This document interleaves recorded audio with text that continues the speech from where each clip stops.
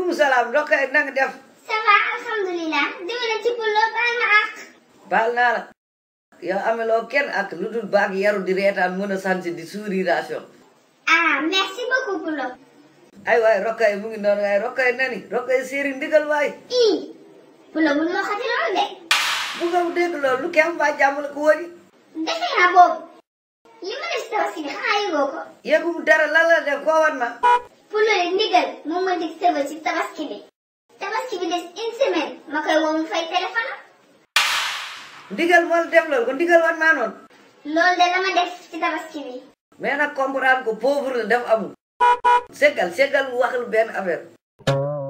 Ndigal ñaw tabaski am sax naa ko fay waaye bu ko wax kenn de wala xaaral lay got. Ah, ba pare muy doxal di digaat.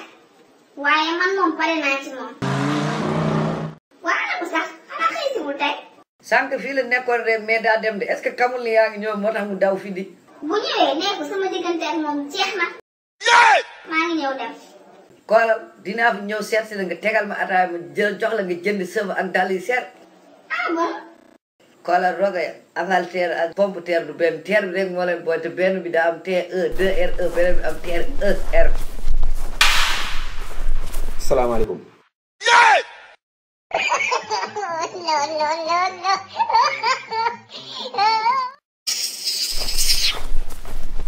Waa asalaamaaleykum kii daw kii di ma aju yéen xanaa ci man ngeen nekkoon.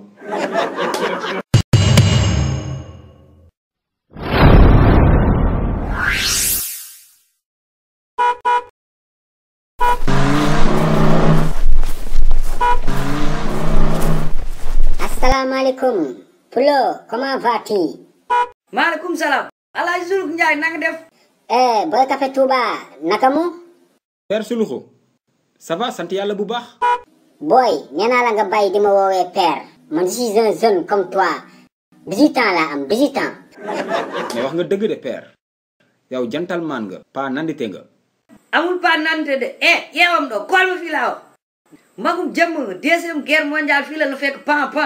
Mais bien sûr, je suis un ancien combattant. J'ai dirigé l'escadron et la bataillon blindé pendant cette guerre. Kon léegi yow kam nga ni mag nga heure bii jàq ji la la waroon fekk nga yor sa kurus di naafi la. Yow nag heure bi waru la fekk jàkka ja ngay noddu. Nangu na man waroon naa noddu waaye suma liggéey moom ko mayu.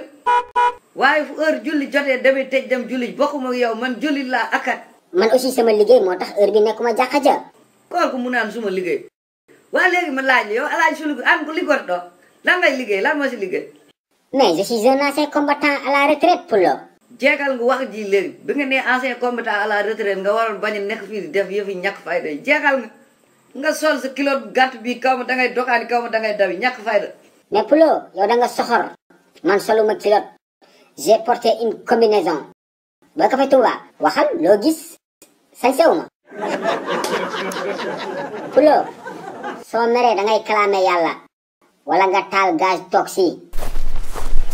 bul dem de taxawal daro mi ara daro kool ko taatami tapp yi di mel ni marakis nga mel ni fer à repas taat yi sew yi yaa bolol ma i cun